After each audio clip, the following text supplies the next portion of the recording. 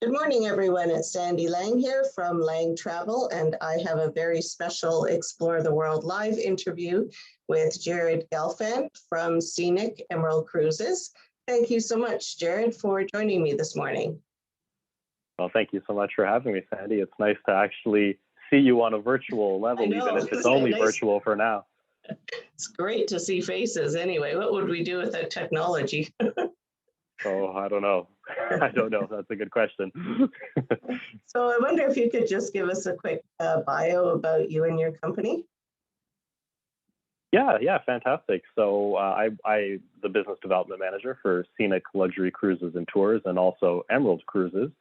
And they're both river cruise products, and they both do ocean cruises as well too, but vastly different products in a sense that Scenic offers that white glove, all-inclusive experience. So everything is taken care of that you can think of.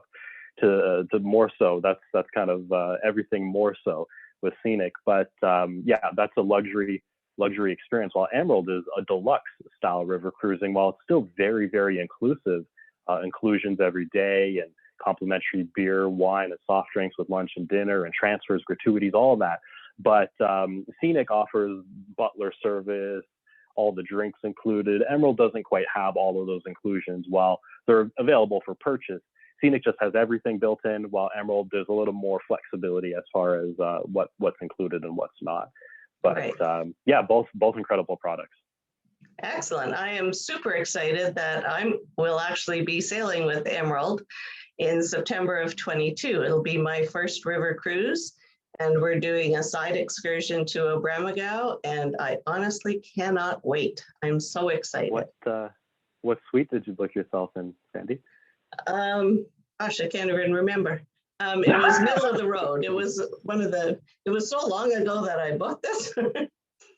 Probably the Panorama? Yes, that's it. It is, yeah. That's a good one to have, yeah. That's definitely the one with the sliding windows that go down and open up, yeah. Yeah, exactly. So we're super excited, can't wait. So Jared, what's your most favorite part of your job? That's a good question. I think there's a few different aspects that I love. The first being, we're in an industry that is exciting for people. People love to talk about travel, and I love having conversations like this and just talking about travel all day.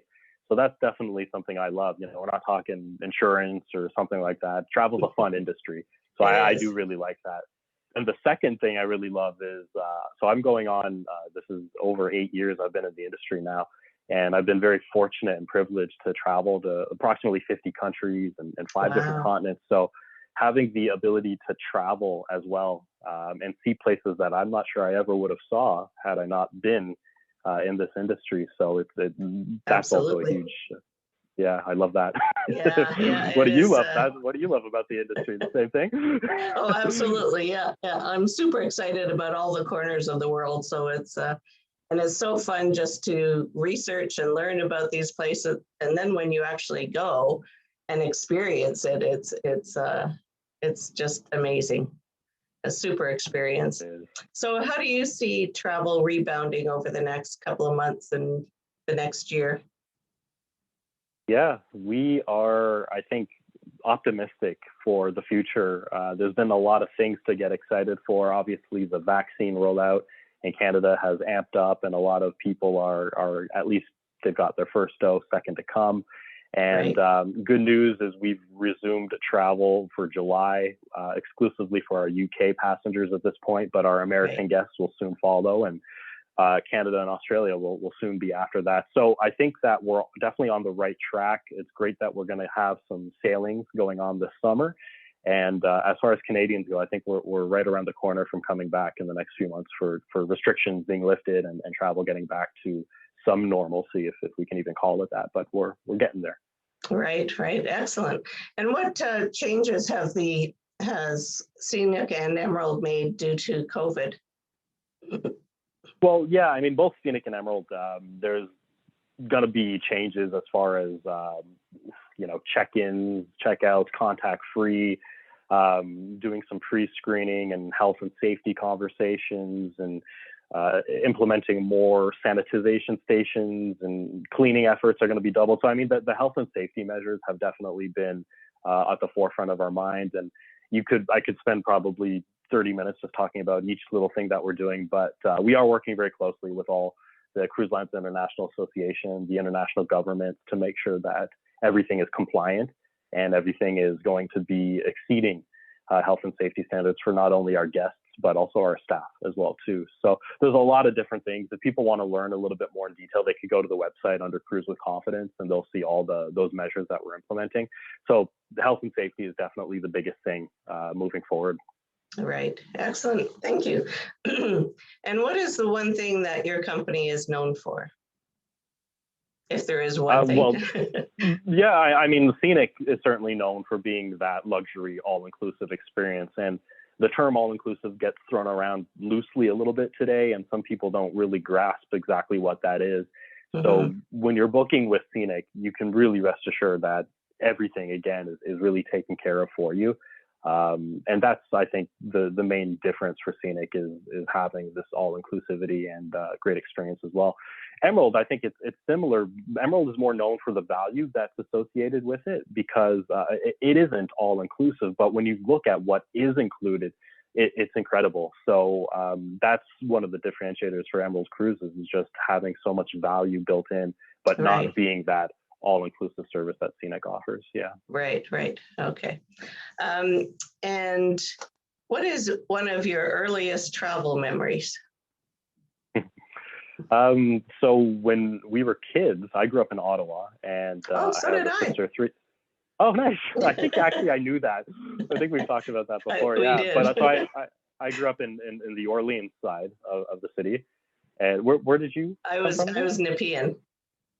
Nepean, okay, so the other end of the city. The other end. But the other end, going back to your question, when we were kids, so my parents and my sister, my older sister, and I, we'd go on these long road trips. Most of my family's down in the US, so we'd leave Ottawa maybe 4 a.m, and we'd cross over the border, and we'd drive down to North Carolina, which my uncle at the time had his house down there, and it was secluded in the mountains and right on the water.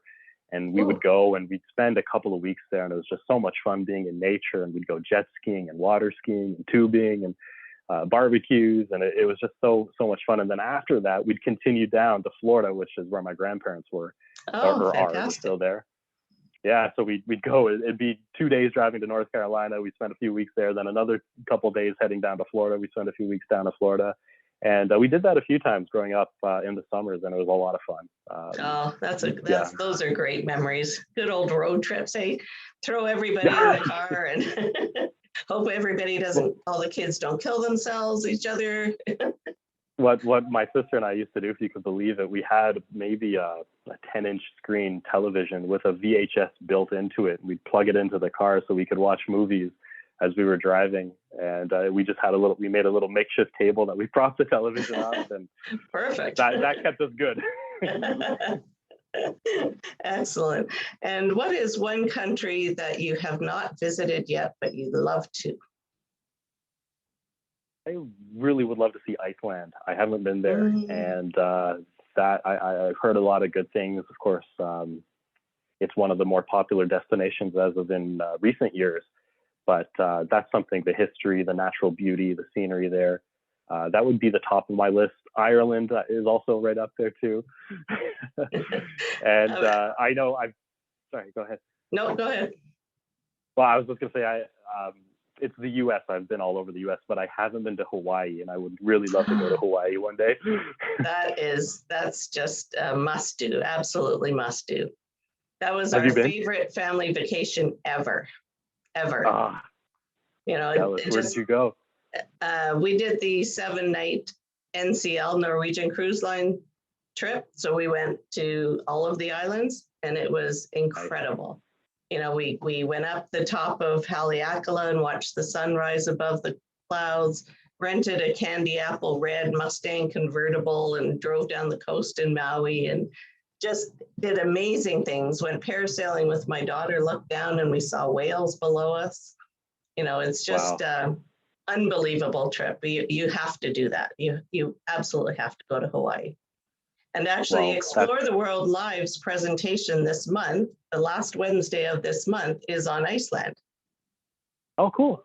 Yeah, so I'll flip you an invite and I'll have to tune into that. Yeah, join us send if me you the invite. can. Yeah, Absolutely. if not, it'll be on our YouTube channel, Explore the World Live.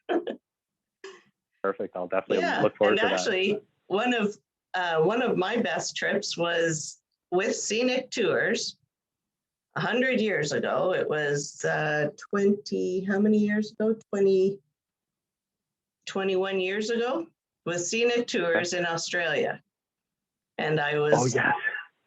with I don't know, maybe 40 other travel agents from around the world. I was the only Canadian travel agent.